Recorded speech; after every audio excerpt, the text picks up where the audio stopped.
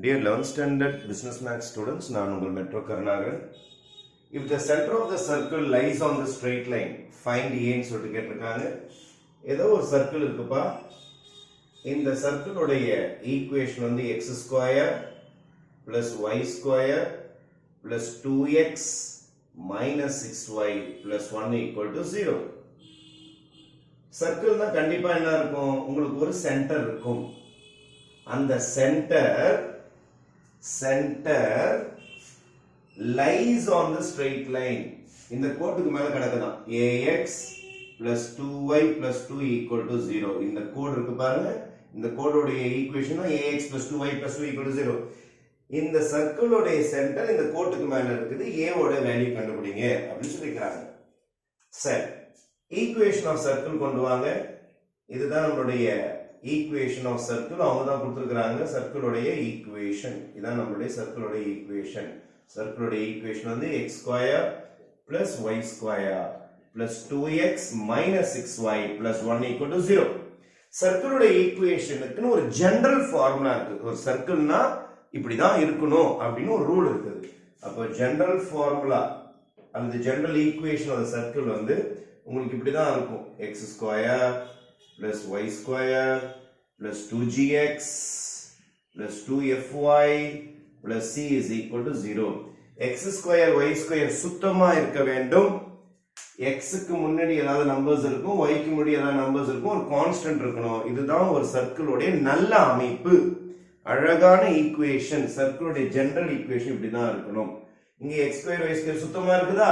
ஆகவே x உடைய coefficient பேர் 2g ன்னு சொல்லுவாங்க.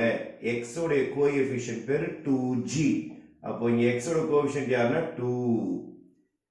y உடைய கோஎஃபிஷியன்ட் பேர் 2f ன்னு சொல்லுவாங்க. அப்போ 2f னா இந்த சம்ம பொறுத்த வரைக்கும் y உடைய கோஎஃபிஷியன்ட் வந்து -6.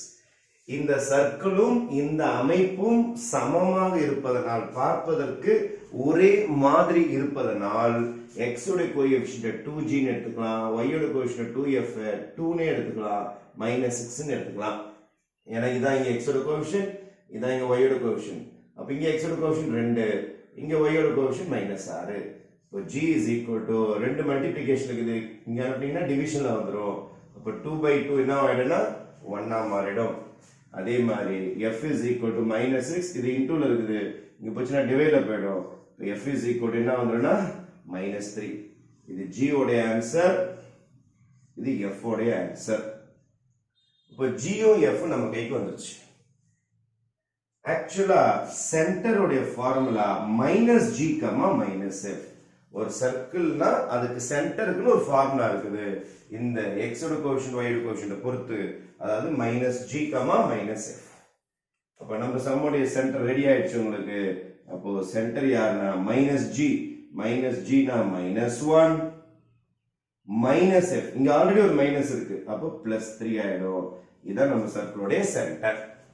இப்போ நம்ம சென்டரை கண்டுபிடிச்சு முடிச்சிட்டோம். Centre ready. சென்டர் ரெடி ஆன பிறகு அவங்க சென்டர் கேட்கல. ஆக்சுவலா சென்டரே அவங்க கேட்கல. அவங்க கேட்டிருக்கிறது find the value of a தான் கேட்டிருக்கிறாங்க.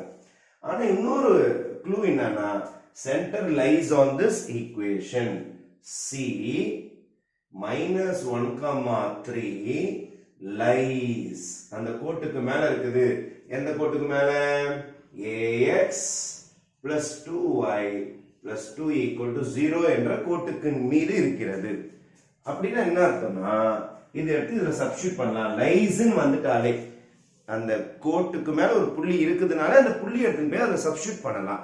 அப்போ இதுதான் நம்மளுடைய x பார்ட்டி, இதுதான் நம்மளுடைய y பார்ட்டி. அப்போ x க்கு ரெண்டுல x சப்ஸ்டிட்யூட் பண்ணுங்க, y க்கு y சப்ஸ்டிட்யூட் பண்ணா நம்ம a உடைய ஆன்சர் கண்டுபிடிச்சிடலாம். அப்போ a பிராக்கெட் x என்றால் -1, 2 times y என்றால் 3 plus 2 equal to 0, -1 into a is -a, 3 2s are 6 plus 2 equal to 0, -a, 6 plus 2 is 8 equal to 0, -a equal to plus 8 எடுத்துக்கிட்டீங்க, அந்த பக்கம் -8 ஆ மாறிடும். equal to கந்தன போகும்போது minus cancel ஆயிடும். அப்போ a is equal to 8 is your final answer for this problem. Okay, thank you.